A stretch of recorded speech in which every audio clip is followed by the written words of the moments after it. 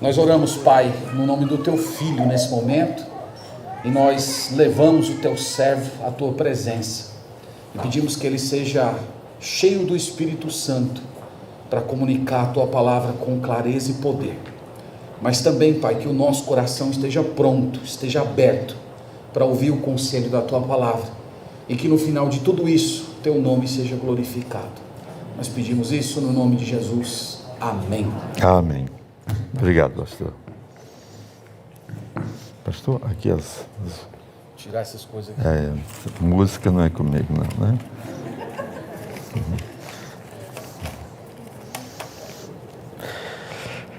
Tá certo, muito bom dia.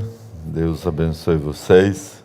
Privilégio estar com vocês mais uma vez durante esses dias na Semana Teológica e agora com a igreja, os irmãos juntos aqui nesse culto ao Senhor. Além dos irmãos que nos acompanham através da internet, e é um privilégio estar com vocês, ter essa alegria de vir a Salvador e participar com vocês dessa conferência teológica e também estar hoje pela manhã e também à noite aqui com vocês e participar aí da vida de alguns, usar os cartões dos irmãos, né? Cartões sem limites, né? Acabou hoje o limite. Acabou hoje sem limite. É verdade, né? O pastor Danilo, o pastor, está aqui um cartão sem limites, né? Mas acabou hoje o limite, teve limite. Tá certo, obrigado desde já pelo companheirismo. Irmãos, como eu tenho mencionado nos últimos dias aqui com vocês, eu sou do interior de Pilão Arcado, uma cidadezinha bem ao norte da Bahia. Vocês devem ter visto aí o ônibus que vai para Pilão Arcado, né? E esse ônibus chega lá e volta, não tem continuidade, né? É aquele caminho que você vai e volta.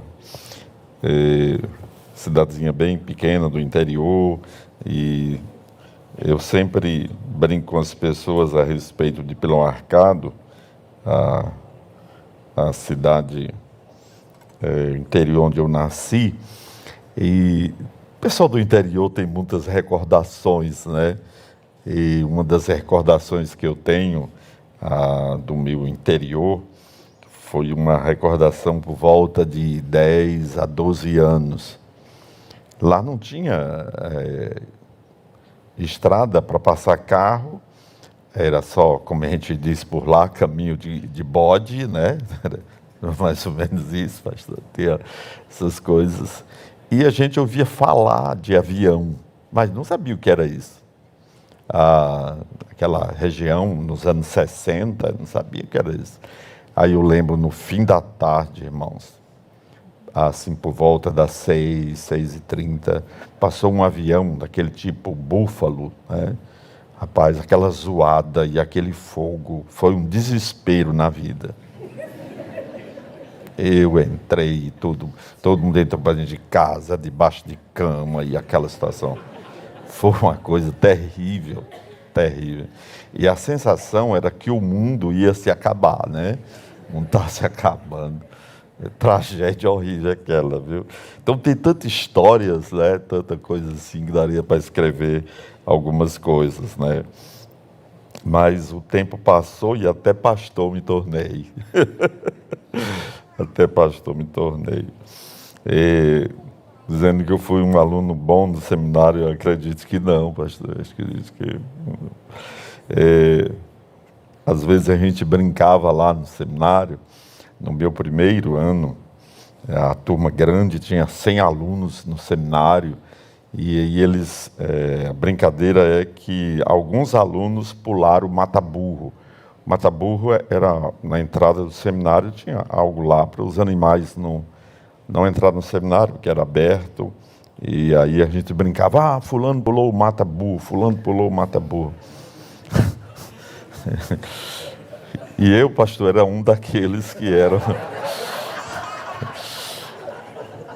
que tinha pulado o mata-burro, né? Né, meu amor? Lembra, não? Ela disse que não lembra, não, mas eu fui um daqueles que pulou o mata-burro, né? Então, que tristeza. Aí, fala... Estou falando isso para ter um contato com o rosto de vocês, né? Aí eu lembro que já tem 36 anos, já faz. Eu tenho 62 anos, então, mais ou menos, eu tinha 25 anos na época. Então, eu lembro que os alunos diziam, você pulou o mata-burro mesmo e tal, aquela coisa toda. E aí eu...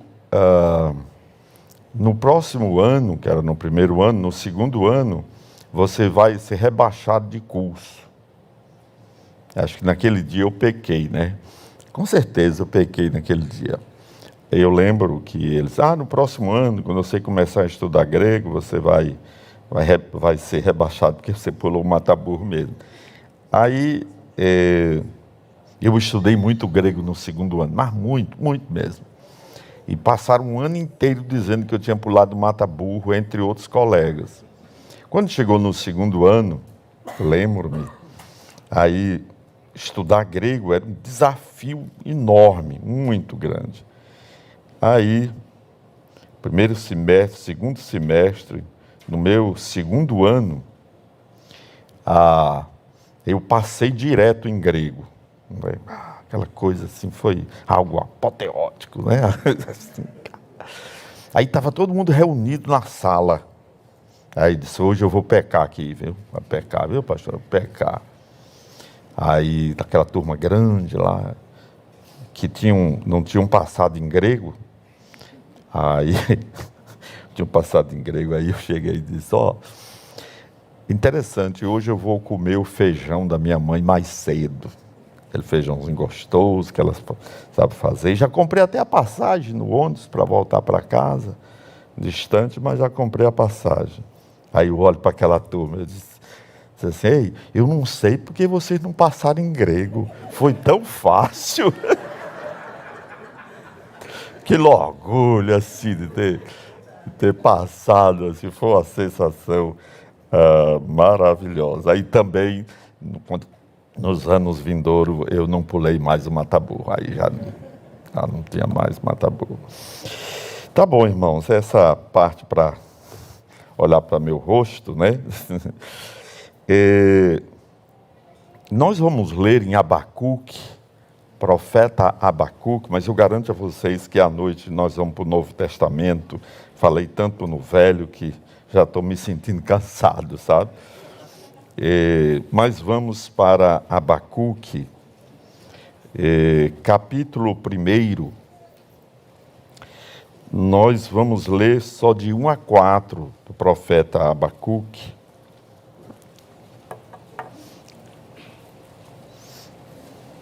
Difícil achar, não é não?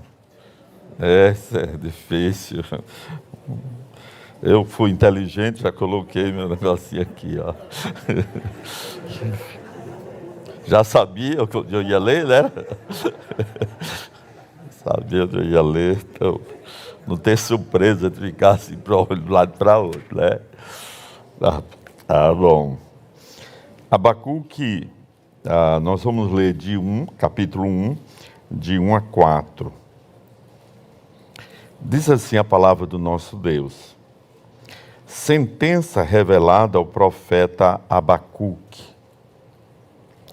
Até quando, Senhor, clamarei pedindo ajuda e tu não me ouvirás?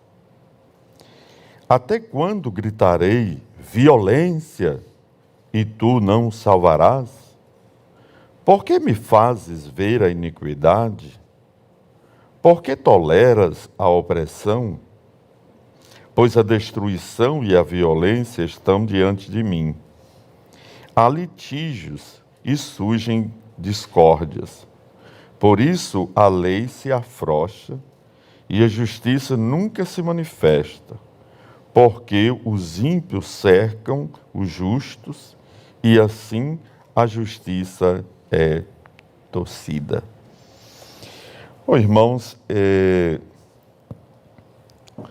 quando eu cheguei no seminário nos anos 80, foi em 87, eu nunca tinha lido as obras dele, mas eu li a obra de um autor, aliás, depois fui lendo, praticamente li as obras desse autor,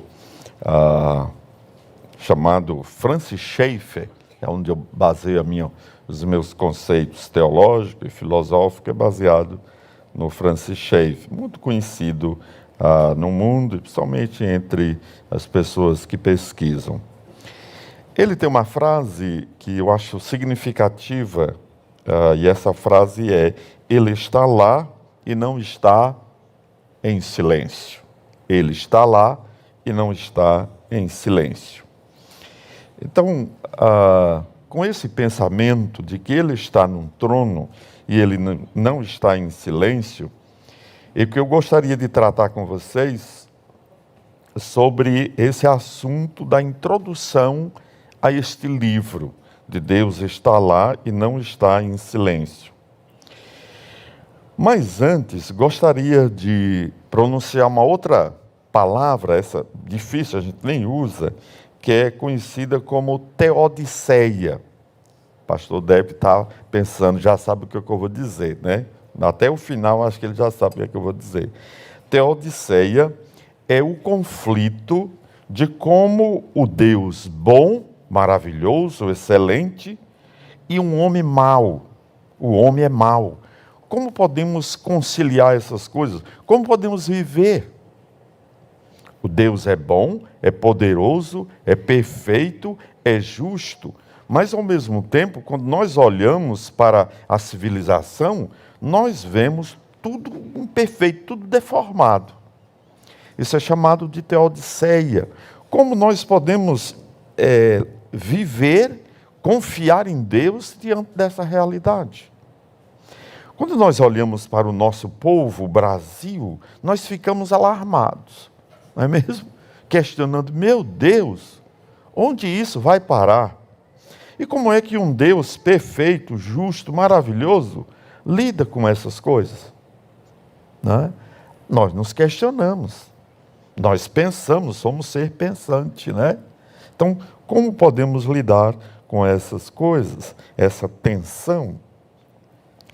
Então, com isso em mente, essa tensão em mente, nós vamos ler aqui um pouco do contexto do livro para explicar essas coisas aos irmãos.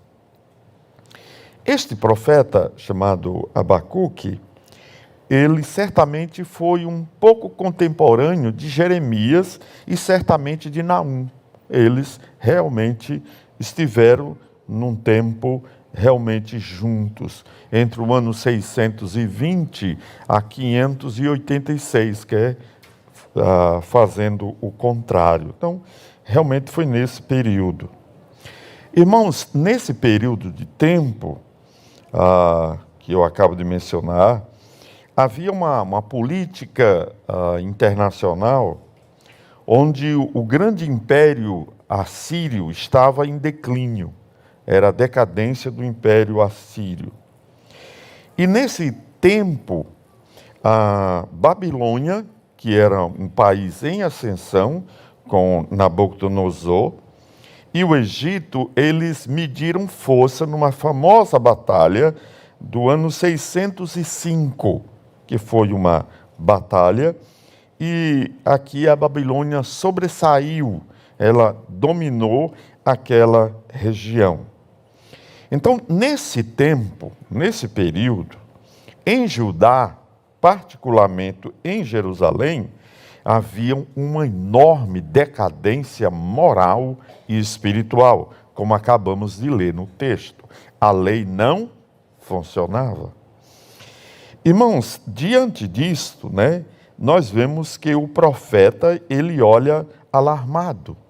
Se a Babilônia está em expansão, o Egito já está em decadência, e aqui nós vivemos numa situação extremamente difícil, onde a lei não funciona. Cadê Deus? Por que ele não faz alguma coisa? Por que ele não intervém? Por que ele não age? Então o profeta questiona. Agora, amados irmãos, quando nós olhamos para a nossa realidade, o nosso contexto, a nossa realidade, o diagnóstico do nosso momento, nós vemos isso pelas redes sociais e pela televisão. A política internacional é um conflito eterno, já percebeu? De repente, quando parece que tudo está na calma, tranquilo, pum, explode algo, né? Então, o investimento dos últimos anos na história da humanidade recente é investimento em armas. Se nós fôssemos utilizar tudo isso que é investido em arma para a saúde, o mundo seria outro. Mas nós nos preparamos mesmo para a guerra. Interessante, esse é o nosso conflito do momento. As armas atômicas. Hoje o cidadão está sentado no seu escritório, em casa, o cidadão distante de outro país, manda um drone, uma bomba e mata somente aquela pessoa. É inacreditável. Então nós vemos esse conflito de armamento no mundo, as brigas, as guerras, tudo mais, né? Agora, quando nós olhamos, amados irmãos, para a realidade moral, nós vemos, espiritual, nós vemos uma decadência enorme. Uma decadência enorme. Olha o declínio da sociedade. O declínio da sociedade. Eu lembro lá no meu sertão de Pilar Marcado, está famoso, né? Sertão de Pilar Marcado, teve um caso, meu pai contava que teve um cidadão que tinha 2 lindas filhas. E uma dessas filhas engravidou. Imagine, anos 50. Isso acontecer naquele sertão foi algo assim absurdo. Ele era um homem que tinha certa riqueza, que naquela época era roça, animais, né? Gado, entre outras coisas. E aí, o que ele fez? Amava as filhas, ele vendeu tudo que possuía, levou as filhas e a esposa, e foi morar em outro local, porque ele disse, eu tenho vergonha. Viveu a vida inteira lá e nunca retornou até morrer, porque ele disse que tinha vergonha. É interessante que hoje as pessoas não têm mais essa sensibilidade. É tudo corriqueiro, é tudo normal. É sua opção, é o seu desejo, é isso que você quer. Então nós vivemos numa sociedade realmente em decadência moral ao extremo.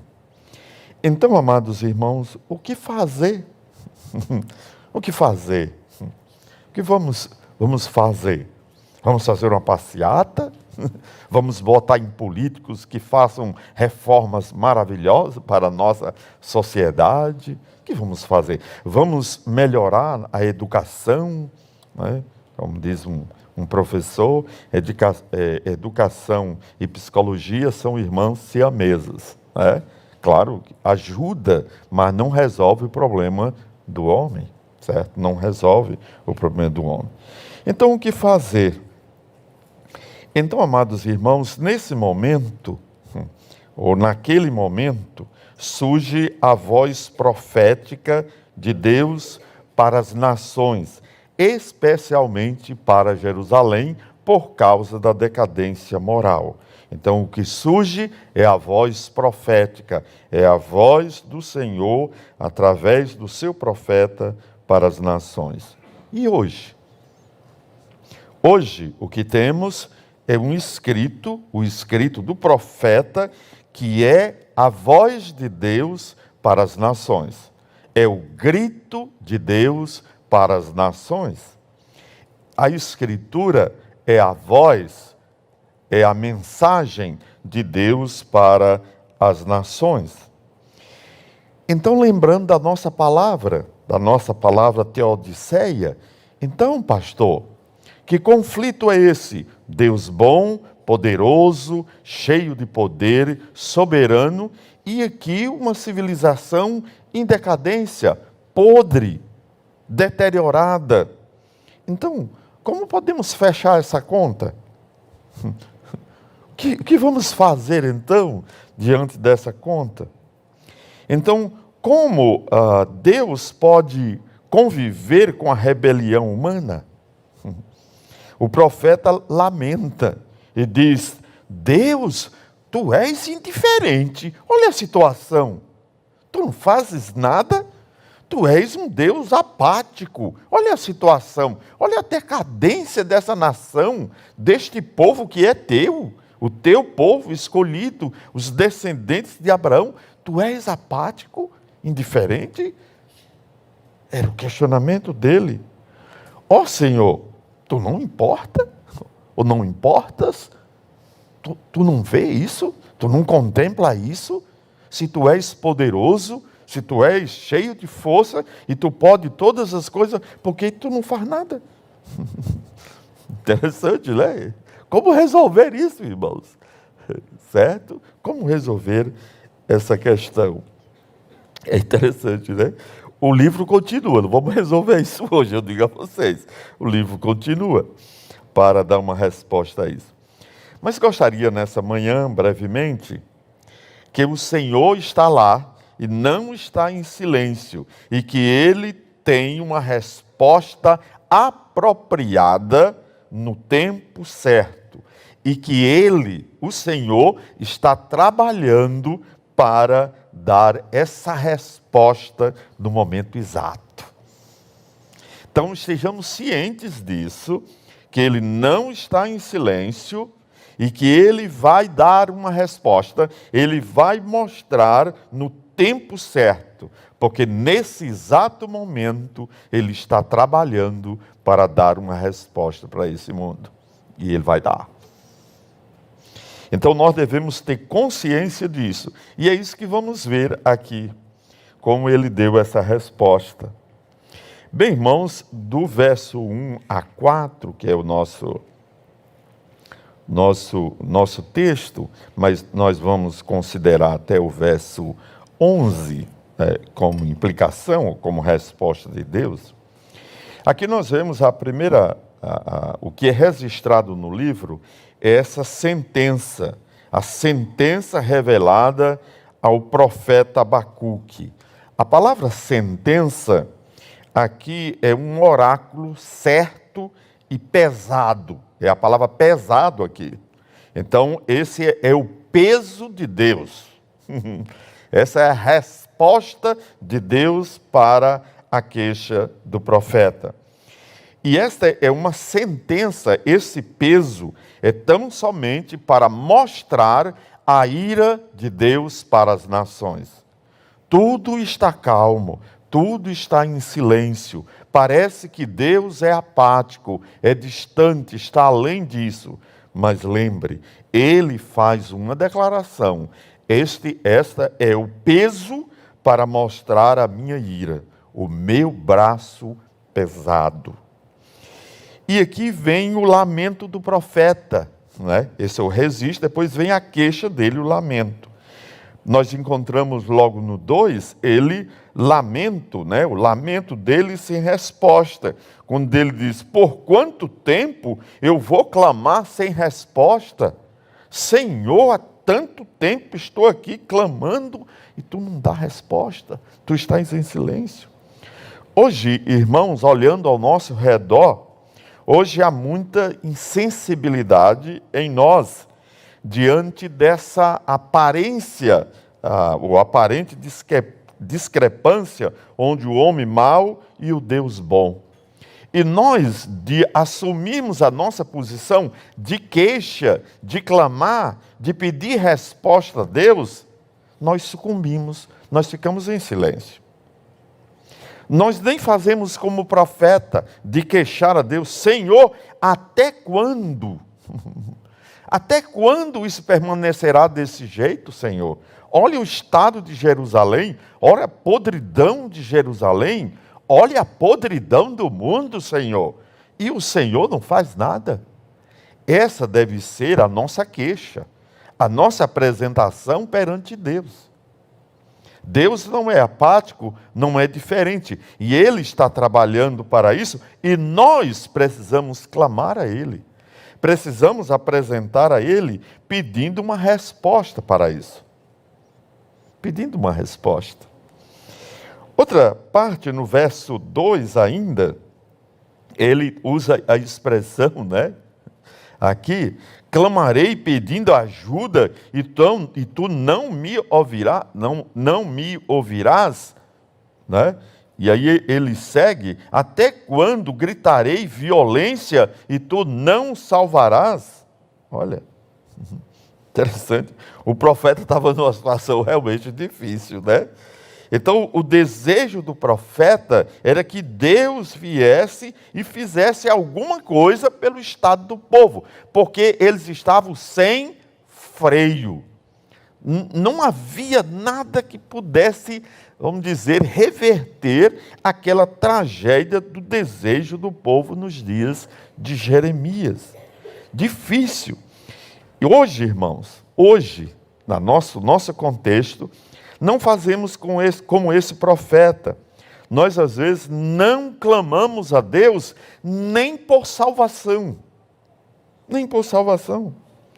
Às vezes, nós somos semelhantes aos habitantes de Jerusalém e os habitantes de Judá. Nós nem clamamos a Deus. Senhor, olha a podridão do meu país. Olha o estado do meu povo. Certo? Ele disse, até quando, Senhor, tu vai permitir com que esse povo viva dessa maneira?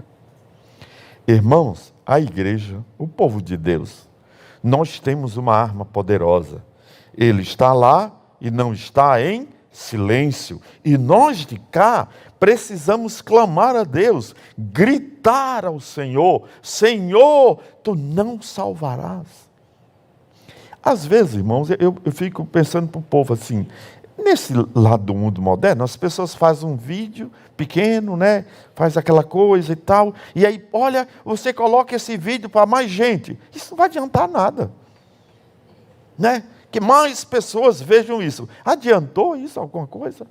Não adianta nada. Nada, não leva a nada. Mas essas notícias, eu estou falando de notícias banais do dia a dia, mas se nós chegarmos perante Deus, o seu trono, Ele que está lá e não está em silêncio, nós podemos gritar e clamar a Ele, chegar a Ele. Isso é uma coisa da nossa responsabilidade, da nossa obrigação nesse contexto moderno. E aí ele explica, né? O lamento fica sem explicação. Porque me mostra o pecado, a culpa e a opressão sobre os outros, Senhor. Eu não aguento mais viver nesse país, viver nesse estado, viver nesse mundo onde as pessoas vivem desse jeito. E o Senhor parece em silêncio. Ó Senhor, por favor. Então ele se via nessa situação, não via explicação, não via lógica diante dessa realidade, mas ele se queixa, ele fala. Por que me faz ver iniquidade? Por que toleras a opressão? Por que a violência está sempre diante de mim? É incrível, não é? Então aqui ele está se queixando daquele ambiente. E nós temos isso diante dos nossos olhos em todas as capitais desse país e cidades do interior. Eu dei muita aula em Minas Gerais, algum tempo atrás, numa cidadezinha chamada São João do Paraíso. Sempre ia dar aula lá, era uma faculdade, então ia dar aula lá para alunos que queriam a formatura e alguns reconhecidos também aí pelo MEC, essas questões de diploma. Chegava lá sempre na sexta, a aula era no final de semana. Me hospedava na casa de um pastor, lá uns dias quentes. Aí ele disse, pastor, você pode deixar a janela aí aberta. Se você quiser, pode deixar a porta que aí do lado do muro aberta, a janela também que dava para o lado da rua, só tinha um muro, pode deixar aberto, não tem problema nenhum. Aí ele disse, morando em Conquista, não tem problema, pastor, não. não tem problema. E aí, fui indo, tal. Depois de algum tempo, ele indo lá, e aí ele disse, pastor, eu acho que agora é melhor o senhor fechar a janela. Aí, por que fechar a janela agora, pastor? Ele disse, pastor, a droga e o crack chegou aqui. Então, até as cidadezinhas pequenas, a violência aumentou nesse país. E nós ficamos, diante disso, alarmados, questionando, cadê Deus? Não vai fazer alguma coisa? Ele faz. Lembre que ele faz mesmo, né?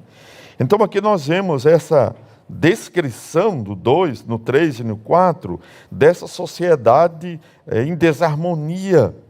E nós, por outro lado, estamos decepcionados com ela, decepcionados com a civilização, decepcionados com o ambiente. Ou tudo para nós parece bom? Ou está tudo bom? Parece que nós nos acomodamos e achamos isso agradável e bom. É um risco para nós. Quando nós começamos a gostar desse habitat natural do homem, e nós, como igreja, o povo de Deus, começamos a achar isso bom e agradável, alguma coisa está errada conosco. E muito, né? Muito. Então aqui eles questionam. Senhor, olha a situação. Olha a situação. Aí, amados irmãos, diante dessa sociedade que estamos, uma sociedade violenta, opressora, imoral, sem lei e tantas outras coisas que podemos dizer. Então, Deus vai dizer algo? Vai. Ele vai dizer algo. Dos versos 5 até o verso 11, o Senhor dá uma resposta, que Ele não está em silêncio. Irmãos, lembre, a resposta do Senhor é uma resposta dura. E observe o verso 5.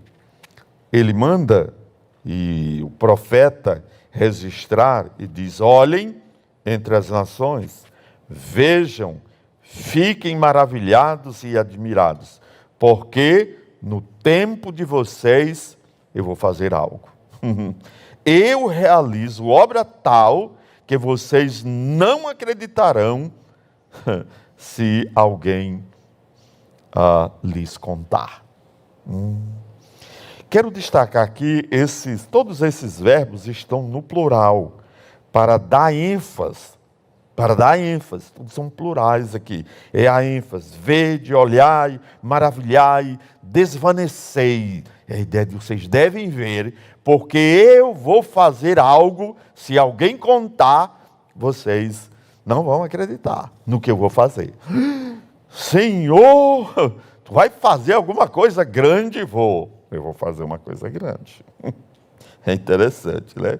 Deus está dizendo, Deus está falando ao profeta, eu vou fazer algo para que todos possam ver o que eu vou fazer. E é interessante. No verso 6, ele diz claramente, pois eu vos trago os caldeus. O profeta lá no capítulo 2 vai botar a mão na cabeça e dizer, meu Deus, como é que tu vai usar aquele povo que é pior do que o nosso? Como é que pode, Senhor? Mas esse é outro departamento, nós não vamos chegar lá. Mas ele botou a mão na cabeça. Então nós vemos aqui essa ideia, eu trago e eu realizo algo na vida de vocês. Bom, só quero destacar aqui essa ideia dele dizendo, eu trabalho, eu faço, eu aplico, eu faço isso. Então é Deus que vai fazer, Ele é o sujeito, é Ele que vai agir nesse mundo. No momento certo, na hora certa, nós veremos o dedo dele. Veremos o dedo do Senhor. E o dedo dele é forte. E ele diz, eu vou levantar os caldeus, Babilônia, o império neobabilônico, aquele que mediu força com os egípcios, derrotou. Era uma máquina poderosa, Só Nabucodonosor governou o país durante 43 anos. 42, 43 anos. Era realmente uma máquina de conquista. E veja que no ano 605 ele conquistou aquela região ali, medindo força numa batalha chamada de Carquemis. E aí, no ano 586 ou 87, nós vemos que ele, Nabucodonosor, visita Jerusalém. Aliás, ele visitou em 605, visitou em 597 e visitou em 587 ou 86. Irmãos, aqui nós vamos ver o dedo de Deus. É assustador. Terrível. Foi terrível. Lembre, é uma coisa interessante de uma história do Oriente Médio antigo. Toda a cultura antiga daquele Oriente Médio era assim naquela época. Nenhuma nação, mesmo conquistada por outra nação, abandonava o seu Deus. Interessante, né? Eles eram conquistados, eles levavam para um dia o seu Deus. E às vezes quando ficavam, mesmo quando eram conquistados, eles não abandonavam o seu Deus. Eles achavam que não serviram o seu Deus como deviam, mas eles não abandonaram o seu Deus. Mas o povo de Israel, a cidade de Jerusalém, tinha o único Deus verdadeiro, e estes eles abandonaram. Incrível, né? Eles abandonaram. Então, nós encontramos que Deus, posteriormente, fez uma visita através de Nabucodonosor e de outros reis no Egito e também conquistou o Egito. E no ano de 539, também Babilônia foi conquistada. E aí nós encontramos Jerusalém. Claramente, Deus puniu Jerusalém. Deus fez justiça. Quando Nabucodonosor e todo o seu exército cercou Jerusalém durante muitos e muitos dias, até que eles destruíram a cidade por completo. Os muros da cidade, o templo, as casas, foi totalmente incendiado. E quando Jeremias compôs o livro de Lamentações, lamentando sobre os muros e os escombros de Jerusalém, corpos ainda queimavam em Jerusalém. Por quê? Era o Deus que está lá e não está em silêncio. Compreendamos, irmãos, que essa crise mundial, que parece que Deus não importa, que Ele está em silêncio, Ele vai dar uma resposta. E quando Ele der a sua resposta, como disse ela, vocês não vão acreditar no que eu vou fazer. E Ele fez isso. Eu imagino um pregador como Jeremias, 55 anos de pregação, ninguém se converter, é difícil, né? Já pensou, pastor? Tristeza. Não é? E o cidadão ainda queria casar, e Deus disse, não casa não. Ou me dê uma companheira, não. Se você casar, os seus filhos vão para o exílio, moço. Não. Ou serão mortos. Não pode casar. Então, durante todos esses anos, ele pregou e nada. Mas é interessante, durante os seus 50, 55 anos de ministério, que é provável, quais foram as 4 pessoas que se converteram com a mensagem dele? Teve 4 ouvintes. Teve outros, certo, possivelmente, né? Foram para a Babilônia. Quem foi? Daniel e os seus amigos. Eles tinham por volta de 12 a 15 anos naquele período. Como Jeremias era um profeta do sacerdote ali, do templo, e também eles eram da nobreza de Israel, eles ouviram muito a mensagem de Jeremias. E eles não perderam a fé em Cristo. Lembra que Daniel, no final da sua vida, ele tem o rolo do profeta Isaías e ele lê o rolo do profeta Isaías. Então, Deus corrigiu, Deus aplicou severo castigo sobre Jerusalém, a ponto de destruir a cidade e o povo. Então, irmãos, observe que Deus, ele tem o seu tempo, ele tem o seu momento, onde ele planeja certamente aplicar o seu corretivo. Quando olhamos para o nosso mundo em nossa volta, essas maravilhas das nossas viagens, nosso habitat, nossa vida do cotidiano, nós achamos que tudo vai ficar assim e que Deus não vai fazer nada. Lembre, quando Deus for fazer alguma coisa, a humanidade vai perceber claramente o dedo do Senhor. Porque o nosso Deus não é indiferente, não é apático, mas Ele tem um tempo certo para resolver as coisas. Nós, do lado de cá, precisamos ter uma visão correta de confiar em Deus, porque Ele sabe o que está fazendo.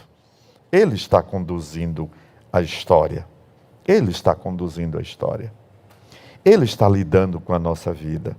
E Ele lida com a nossa vida de maneira tão íntima, tão particular. Ele faz coisas extraordinárias com apenas uma pessoa. Ele usa quem Ele bem entende para atingir os seus objetivos. Eu já contei isso para minha esposa, onde eu prego, várias vezes. Minha esposa já pode até pregar, como disse o pastor, né? Outro dia aqui, né? As histórias de pastor é repetida, né? Mas para vocês não é repetida, então deixe-me contar, né? Deixe-me contar como Deus é brilhante, como Ele atua, como Ele participa da nossa vida e certamente para exemplificar que isso vai acontecer dentro da realidade, porque Ele já atua plenamente em nossas vidas.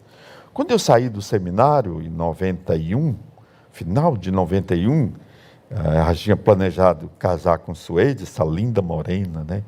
Teve piedade de mim quando eu estava com 30 anos, né? Maravilha, né? Ela estava vencido, viu, irmão? Só, por fora ainda não, mas dentro já está tudo acabado, né? E aí, amados irmãos, nós casamos e fomos morar na fronteira com a Guiana Inglesa. Imagine, né? Um lugar chamado Bonfim, o pastor conheceu, a congregação lá que nós reabrimos, estava realmente caindo, nós abrimos aquele local. Quando eu cheguei lá, rapaz, foi um trauma, foi uma crise de fé igual o profeta aqui, tá? Uma crise enorme. Por quê? Pastor, eu não era aluno tão brilhante. Deus me mandou, né? Os outros vieram aqui para Salvador, meus colegas. Outro, pastor Genuan, para a primeira igreja lá de Juazeiro do Norte. Outros foram para Fortaleza, outras igrejas grandes. E eu, coitado, né? O aluno brilhante foi lá para o Bonfim. Coitado, né? Coitado, brilhante coisíssima nenhuma, né? Fui para o Bonfim, rapaz. Aí quando eu cheguei naquele lugar, eu tive uma crise, era incrível, né? Chovia muito, chove muito naquela região, e aí o ônibus atolava, lá não tinha padaria, energia elétrica só tinha de 6 horas, até das 18 até a 0 hora, então era uma situação difícil, uma vilazinha com 2.000 habitantes, uma cidadezinha. Bem, amados irmãos, e aí eu tive uma crise enorme, igual esse aqui. A minha foi diferente. Rapaz, eu acho que Deus não me mandou para cá não, viu? Eu acho que eu vim por conta própria, viu, pastor? Acho que eu vim aqui, um lugar desse, né? Estava de lua de mel, 18 dias de casa, um lugar desse, cheio de mosquito, que tinha mosquito. Nossa casa não tinha reboco, nada. Era realmente extremamente difícil naquele local. E aí, a crise, igual o profeta, eu acho que eu vim para cá, foi sozinho mesmo, Deus não me trouxe para cá. Onde estão os meus colegas, né? Aí só as notícias, e eu naquele mundo distante de tudo. E aí Deus disse, eu vou provar para você que eu vim com você. Eu vou provar como eu vim com você para esse lugar. E aí, vocês conhecem, nessas cidadezinhas do interior, sempre tem um bêbado, né? Aquele tomador de cachaça, bêbado, jogado na rua, né? Sempre tem esses, né? Que as pessoas brincam. E lá tinha um cidadão, aposentado do exército.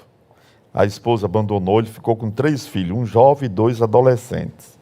Ele vivia bêbado, jogado na rua, de vez em quando, né, encontrava ele lá na rua, ele fazia escândalo, era aquela coisa toda, era aquela pessoa que ninguém dava crédito. Uma senhora, Dona Sandra, quem eu tenho muito carinho, ainda viva, ela tinha problema de saúde, ela tinha artrite, então ela usava a cadeira de rodas. E aí ela disse, pastor, vamos visitar o Girão? Eu disse, e o que eu vou fazer lá? O que eu vou fazer na casa daquele homem? Não tem nada para oferecer. Eu vim aqui fazer outra coisa, evangelizar aqui com você. Mas Girão, pastor, ninguém vai na casa daquele homem. Ele morava às margens do rio Tacutu, que divide Brasil com a Guiana Inglesa. E de tanto ela insistir, eu e Suede fomos. Ele, um morenão alto, bonitão, bem alto, aposentado do exército, morava numa casa para cair, certamente, tem umas mangueiras lindas na frente da casa. E aí eu cheguei sempre ao pôr do sol, horário local, quente, sentamos num banco ali, debaixo da mangueira, e lá ainda estava com aquele hálito de cachaça.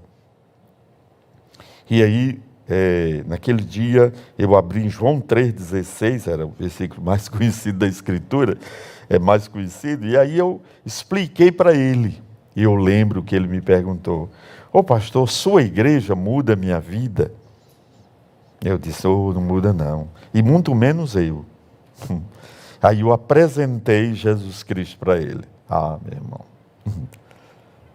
vocês sabem o que Jesus faz, né?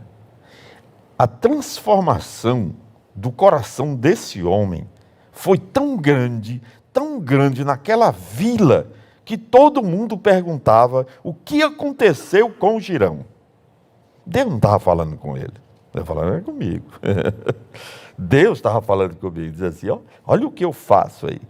A transformação foi tão grande que até o bolso se converteu, até dizimista se tornou logo imediatamente. Foi algo assim extraordinário. Foi algo grande. E Deus disse assim, ei, eu estou com você, eu não sou apático, eu não sou diferente, eu estou agindo no mundo para salvar pessoas. E um belo dia, no futuro, certamente eu vou julgar a humanidade no tempo certo. Mas vocês acham que eu aprendi? Deve ter aprendido, né? Não aprendi nada, cabeça dura, não é? Não aprendi não. Um belo dia, só adiantando um pouco da história, né? Falando isso, deixa-me voltar com o Girão. Foi em outubro passado, eu estive lá na região. Eu e Suede alugamos um carro na capital Boa Vista, fui lá fazer conferência, e aí o sonho de voltar no Bonfim. Oh, maravilha! Alugamos um carro, pegamos agora tudo asfaltado, parecendo um paraíso, né? Aí aquela alegria, só nós dois, lembrando dos 30 anos atrás, a nossa primeira viagem. Quando nós chegamos lá, aí eu procurei algumas pessoas, encontrei, mas fui procurar quem? O Girão. Sabe o que ele disse? Interessante. 30 anos depois, ele disse assim, o que me sustenta foi a palavra que você ensinou. 30 anos depois. 30 anos.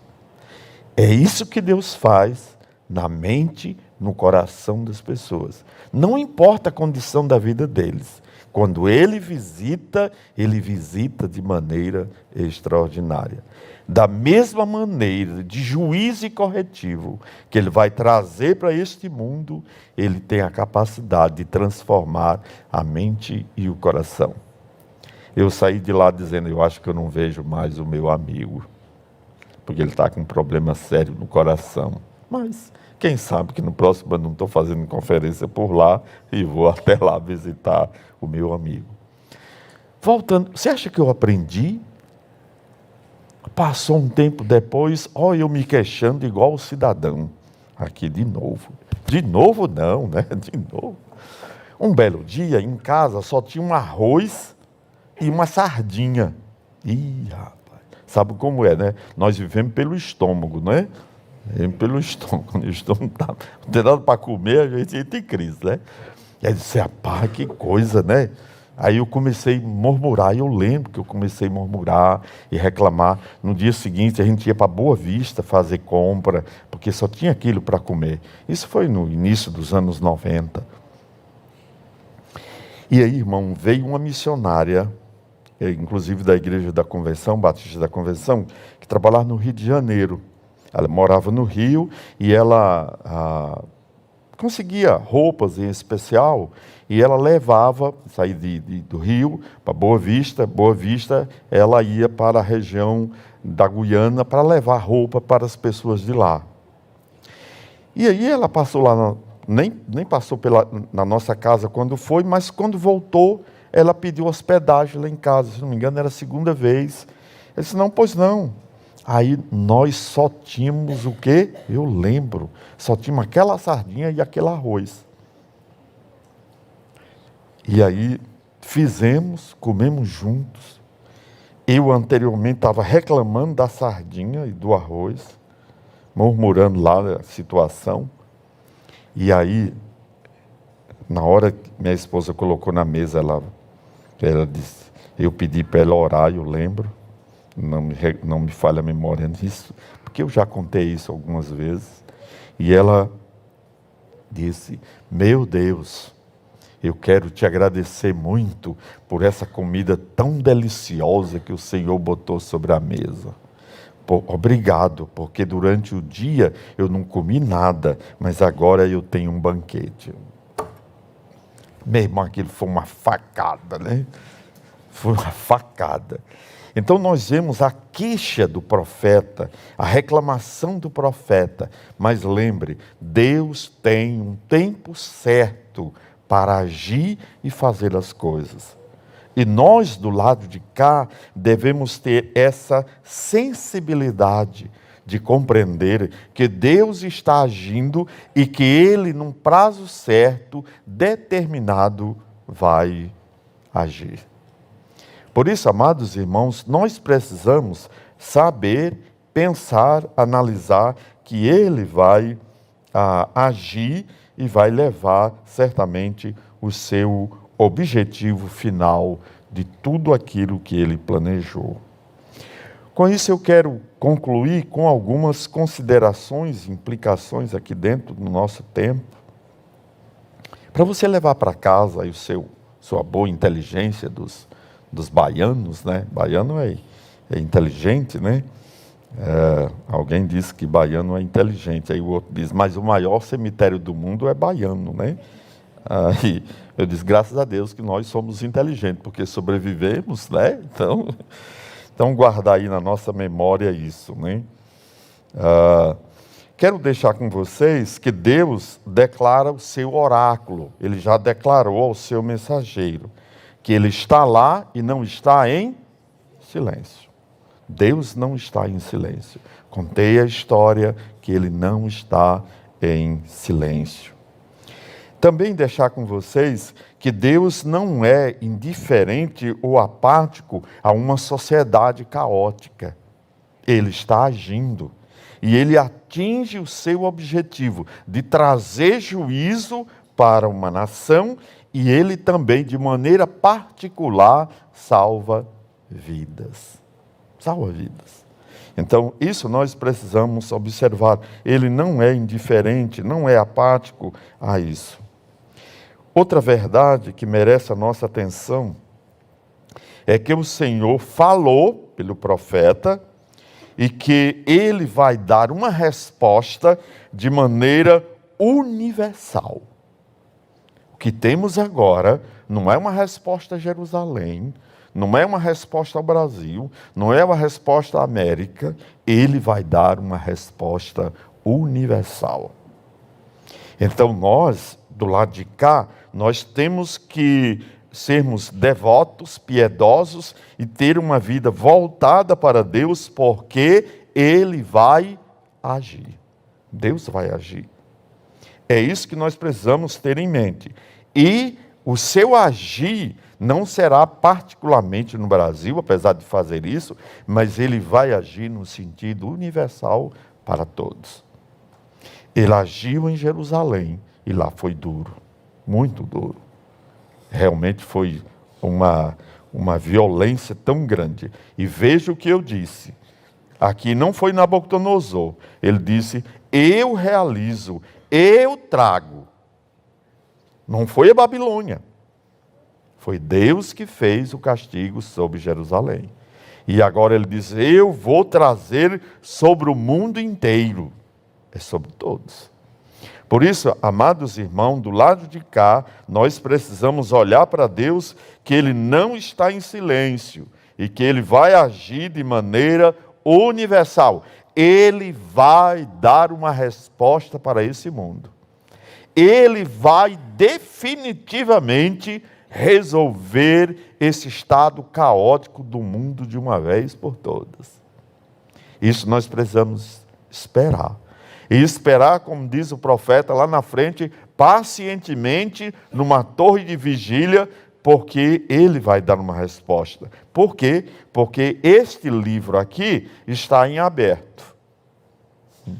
Está em aberto. Se tem um livro que está em aberto, é esse aqui. Continua aberto. Deus vai dar uma resposta para a continuidade da história. Ele vai dar uma resposta. Por isso estejamos atentos, sobre avisos, com a mente aberta, olhando, porque Deus vai agir. Ele vai agir. Esperemos no tempo certo. Então, o Senhor, Ele está trabalhando e Ele vai aplicar o seu corretivo no tempo oportuno para resolver todas essas mazelas da humanidade. Ele vai corrigir. E tudo dentro do seu tempo. Então, partindo do geral para o particular, o que eu devo fazer então? Nesse período de tempo, em que eu espero meu Deus agir, que Ele faça algo, o justo deve tão somente, como diz o profeta, viver tão somente pela fé, confiando que Deus vai agir. Que Deus vai agir. Então, esse é um período de tempo que será preenchido e que no tempo certo Ele vai agir. Então, confie que o Senhor, nosso Deus, vai agir para resolver o quê? Essa teodiceia, a palavra que eu disse, que é Deus bom e justo e o problema do mal dentro da sociedade. Então Deus tem um tempo certo. E o que vamos fazer? Nós agora precisamos apenas confiar e esperar em Deus, como foi o caso do profeta. Quando lemos esse livro, continua aberto. Por que continua aberto? Porque Deus julgou Jerusalém, certamente. Depois, posteriormente, julgou a Babilônia. Julgou pelos Médios e Persas em 539, depois posteriormente julgou os persas, depois julgou o Império Grego, depois julgou o Império Romano, que se espalhou pelo mundo inteiro, e agora ele vai julgar o mundo inteiro. Por isso que o livro está aberto. Então esperemos confiantemente que o nosso Deus sabe o que está fazendo, está dirigindo particularmente a vida dos seus e vai julgar esse mundo para fazer justiça. Esperemos, confiemos nele, porque somente ele sabe o que está fazendo. Lembra eu e minha esposa? Por bom fim, eu lamentando, ela não, ela parece que nem peca, eu aqui sou um pecador. Certo? Falar nisso, eu sempre brinco, né?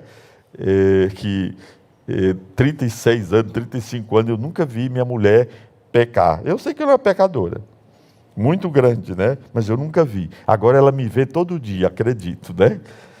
Então, mas Deus, Ele tem um dia certo para resolver as mazelas da humanidade. Ele vai fazer isso. Por isso, confie nele. Expresse fé nele. Porque Ele tem um tempo certo para fazer todas as coisas. Até aquele tempo certo de salvar aquele pobre homem lá na cidade do Bonfim. Incrível o dedo de Deus. Ele vai agir. Então, podemos confiar em Deus. Ele sabe o que está fazendo. Porque Ele sabe o fim desde o começo. Vamos orar. Ó Senhor Deus, eu sou pó e cinza, um pecador que fui alcançado pela Tua graça, porque Tu, Senhor, bondosamente decidiu e me chamou para pertencer ao Teu reino. Agora, ó Deus glorioso, Deus bondoso, abençoe para que a leitura desse texto, as palavras que foram mencionadas, possa de fato, Senhor, produzir frutos pela ação do Teu Espírito Santo na vida dos Teus filhos. E que eles tenham consciência diária, morando nessa cidade, que Tu estás trabalhando para atingir o Teu objetivo. E Tu particularmente, Senhor, usa vidas, pessoas, para concretizar os Teus objetivos na vida de pessoas que Tu irás trazer para o Teu reino de glória. Por isso, utiliza os Teus servos aqui para que o Teu reino seja divulgado, seja passado adiante mediante a proclamação do Evangelho. Obrigado por essa manhã com esses irmãos. Obrigado pelo carinho, pela afeição, e por esses momentos que passamos aqui tão alegres, tão contentes com esses amados irmãos. Obrigado. Essa é a nossa oração, em nome do Senhor Jesus Cristo. Amém.